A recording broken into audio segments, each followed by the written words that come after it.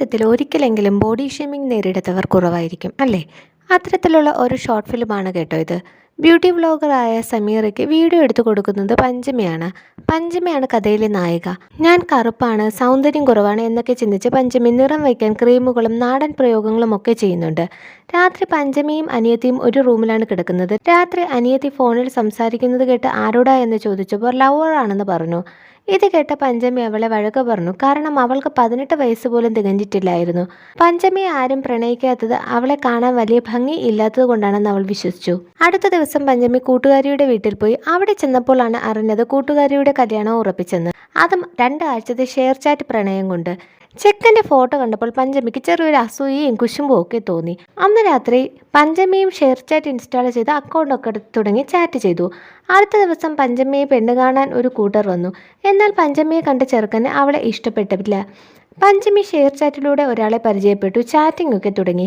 Share ചാറ്റിൽ നിന്ന് WhatsApp വരെ എത്തി അവരുടെ ചാറ്റിംഗ്. ഒരു ദിവസം രാത്രി അയാൾ അവളെ വിളിച്ചു.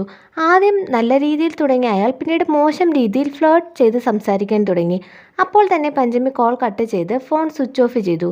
അവൾക്ക് നല്ല വിഷമം തോന്നി. ഇതെല്ലാം അടുത്ത ദിവസം പഞ്ചമി ഫ്രണ്ടിനോട് പറഞ്ഞു.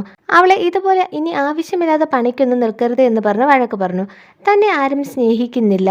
മരണശേഷം ബലിച്ചോറുണ്ണാൻ മാത്രം സ്നേഹത്തോടെ വിളിക്കുന്ന കാക്കയുടെ അവസ്ഥയാണ് തൻ്റേതെന്ന് പറഞ്ഞ് അവൾ വിഷമിച്ചു. തന്നെ സമാധാനിപ്പിച്ച കൂട്ടുകാരനോട് എന്നെ നിനക്ക് കല്യാണം കഴിക്കാമോ എന്ന് ചോദിച്ചു. എന്നാൽ അവനും അത് അംഗീകരിക്കാൻ കഴിയാതെ ഒഴിഞ്ഞുമാറി. അടുത്ത ദിവസം പഞ്ചമിയെ കാണാൻ ഒരു ഗവൺമെൻറ് ജോലിയുള്ള ആൾ വന്നു. അയാൾക്കും പരിമിതികൾ ഉണ്ടായിരുന്നു. പഞ്ചമിയെ അയാൾക്ക് ഇഷ്ടപ്പെട്ടു. എന്നാൽ പഞ്ചമിയുടെ അച്ഛനെ ഇഷ്ടപ്പെട്ടില്ല. അടുത്ത് വന്ന കല്യാണാലോചന ഒരു ട്യൂഷൻ സാറിൻ്റെ ആയിരുന്നു. എന്നാൽ അയാൾക്ക് 15 ലക്ഷം സ്ത്രീധനം വേണം.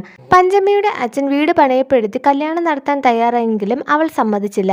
എന്നാൽ ഇത് കേട്ട് ദേഷ്യം വന്ന അച്ഛൻ നിന്റെ മുഖം പോയി കണ്ണാടിയിൽ നോക്ക്, നിന്നെ കെട്ടാൻ ആര് വരും എന്ന് പറഞ്ഞ് അവളോട് ദേഷ്യപ്പെട്ടു.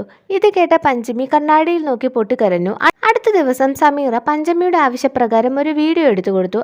അതിൽ അവൾ 25 വയസ്സ് വരെ അനുഭവിച്ച സമൂഹത്തിന്റെ എല്ലാ പരിഹാസങ്ങളും കുത്തുവാക്കുകളും തുറന്നു പറഞ്ഞു. മാസ്ക് ഇല്ലാതെ ഒന്ന് ചിരിക്കാനോ സ്കൂൾ ഫോട്ടോ എടുക്കുമ്പോൾ സ്കൂളിൽ പോകാനോ അവൾക്ക് പേടിയായിരുന്നു. അവസാനം ആ പെണ്ണ് കാണാൻ വന്ന ആ ചേട്ടന്റെ ആത്മാർത്ഥമായ ചിരിയും അവളുടെ ഉള്ളിലുണ്ടായിരുന്നു. അതും അവൾ വീഡിയോയിൽ കൂട്ടിച്ചേർത്തു. ഇത് കുറെ പേർ കണ്ടു. അവരുടെ എല്ലാം കണ്ണ് നിറയുന്നുണ്ടായിരുന്നു. ഇത് കണ്ട പഞ്ചമിയുടെ അച്ഛൻ അവളോട് മാപ്പ് പറഞ്ഞു.